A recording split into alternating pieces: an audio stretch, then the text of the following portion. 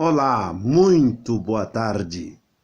Eu sou o pastor Jesué Francisco da Silva e estou feliz porque, mais uma vez, posso me comunicar com vocês através destes recursos que nós temos hoje tecnológicos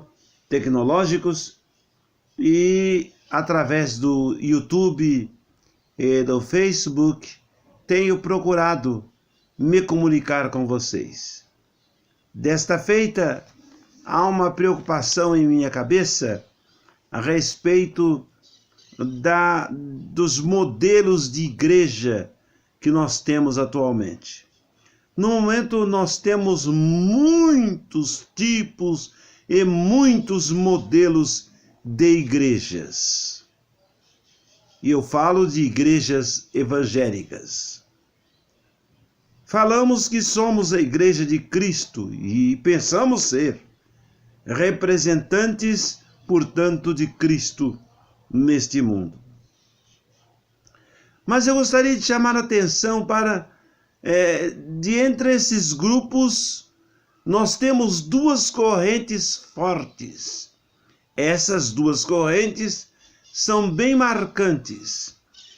Os chamados conservadores ou tradicionais, que fazem parte da corrente que mantém conservados hábitos antigos e muitas vezes sem quase ou nenhuma abertura para movimentos ou para coisas novas, para novidades. São bem fechados esses grupos chamados tradicionais.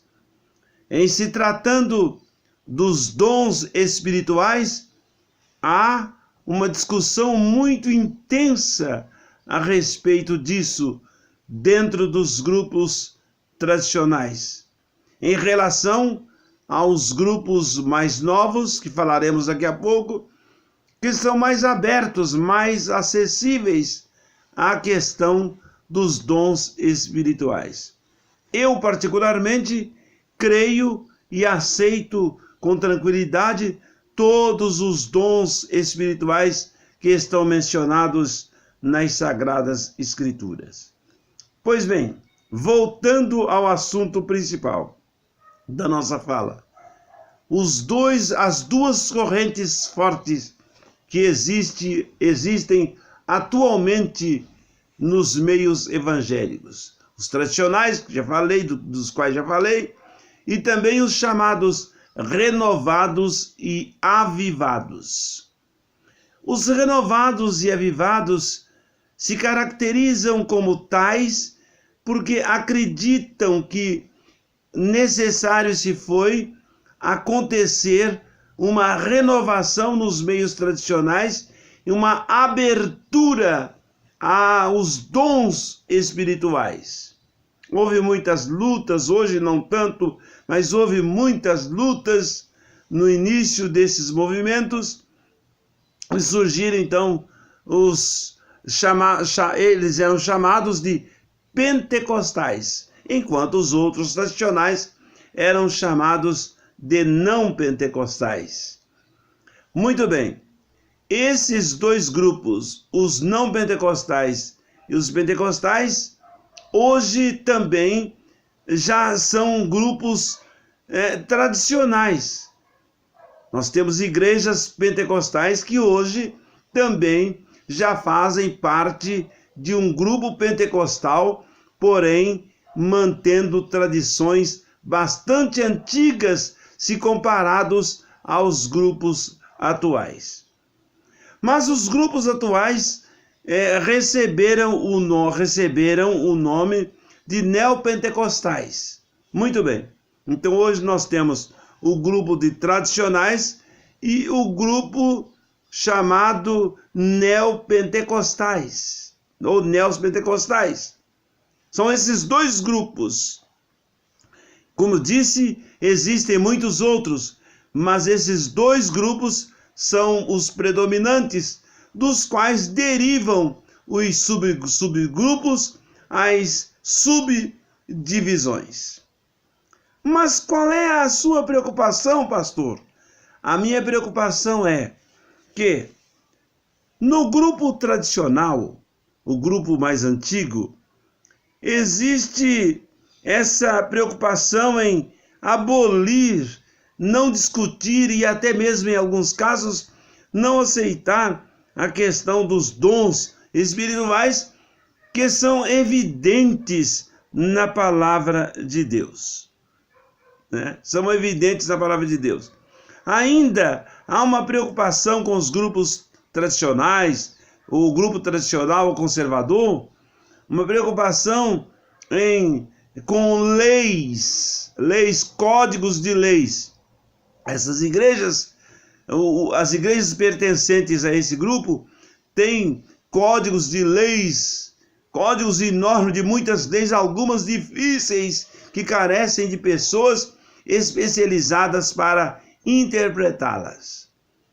Eu, quando olho esses grupos, fico pensando em Jesus olhando para os fariseus, os chefes da religião de sua época, dizendo: ai de vós, hipócritas fariseus, que atais túmulos, que atais fardos pesados e os colocais sobre os ombros dos outros, porém vós mesmo nem com um dedo os quereis tocar. Túmulos caiados, que estais belos e formosos por fora, porém por dentro estais cheios de imundícia. Jesus estava sempre na excentricidade desses religiosos de sua época.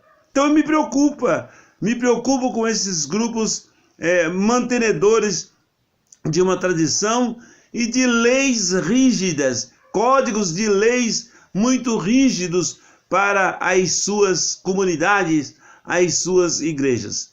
São fardos pesadíssimos, muitas vezes colocados nos ombros dos seus adeptos, dos seus fiéis. Mas, por outro lado, temos também o grupo renovado, o grupo neopentecostal, hoje não só pentecostal, mas neopentecostal, que aceita, tem uma abertura muito grande. A abertura é muito grande. Então, aceita-se tudo. A filosofia de trabalho desse grupo consiste na teologia da prosperidade. Você tem que ser próspero. Um dia desse, ouvi alguém falar o seguinte: se você estiver pensando em morrer pobre, você não tem fé. Olha que coisa! Não é bem assim.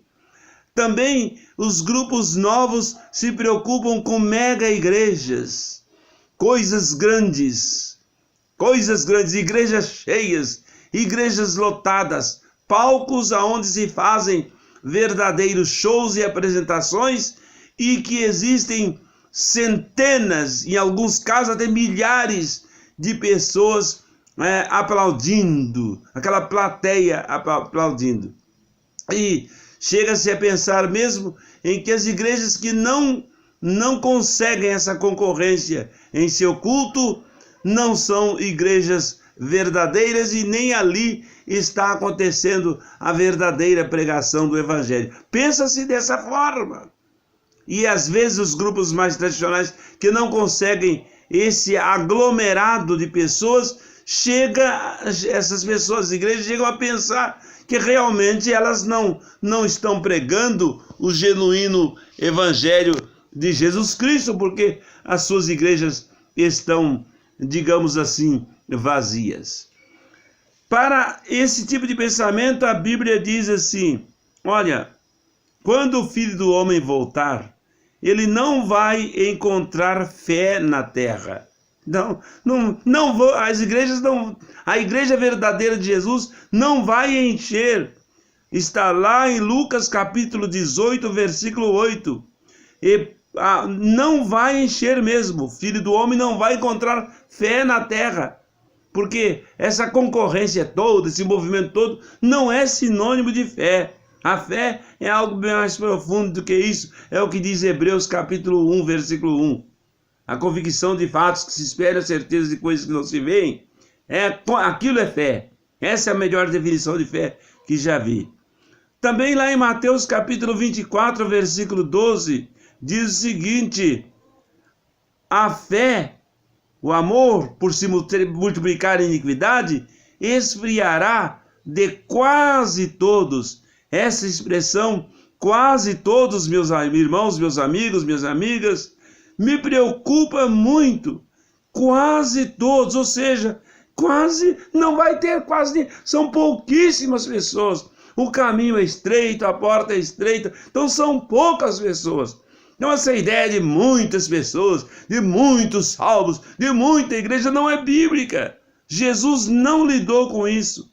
Se Jesus também não se preocupou com tanta organização como se preocupam os tradicionais, Jesus também não se preocupou com tantas megas igrejas, movimentações grandiosíssimas como se preocupam os renovados, os avivados. Então é preciso que pensemos com muita cautela. Um juiz, quando vai emitir uma coisa que precisa cuidado e ser bem observada, ou emitir uma ordem, um documento, ele diz o seguinte: é preciso que esta medida, essa decisão, seja acompanhada de uma medida cautelar. É preciso cuidado para que essas observações sejam seguidas à risca. E eu diria a você, que é preciso que tenhamos cautela nesse mundo atual, para percebermos, pela orientação, glória a Deus, do Espírito Santo de Deus que está em nossa mente e em nossos corações, para percebermos qual é a verdadeira igreja de Cristo. Porque ele virá buscar essa verdadeira igreja e não as igrejas que estão por aí. Porém, a verdadeira igreja. Pensemos e observemos essas duas correntes fortes no meio evangélico. E vamos tentar descobrir, pela orientação do Espírito Santo de Deus, se estão corretas. Estão corretos os tradicionais, negando os dons do Espírito, fazendo códigos de leis pesadas para o povo seguir. Estão corretos também os avivados que aceitam tudo do jeito que vier. É unção disso, unção daquilo, unção de boi, unção de bicho, unção de isso, unção de aquilo lá. Coisas que a Bíblia jamais pensou em dizer e estão dizendo que está na Bíblia e que é a Bíblia que diz. Então, pregações que são verdadeiros absurdos. A internet está vergonhosamente publicando todos os dias palavras nesse sentido, nessa linha, de que nunca foram bíblicas e que estão tentando fazê-las passar por palavra bíblica. Então tenhamos cuidado, tenhamos cautela, porque senão o que sobra? Eu tenho perguntado, Deus, o que sobra? O que sobra? Se os tradicionais estão errados na sua forma de comportamento, estão mais preocupados com as leis que criam do que com a própria Bíblia, e os avivados não estão seguindo a Bíblia, estão seguindo aquilo que a cabeça manda, os movimentos, as novidades, o que sobra? Sobra a verdadeira igreja de Jesus Cristo. Essa vai sobrar e essa irá com ele. Sejamos a verdadeira igreja de Cristo, se quisermos ir para a glória. Eu quero, você quer, todos nós queremos. Então sejamos a verdadeira igreja de Cristo, sabendo neste momento histórico em que vivemos como igreja, separar o joio do trigo. São parecidos, mas trigo não é joio e joio não é trigo. Amém.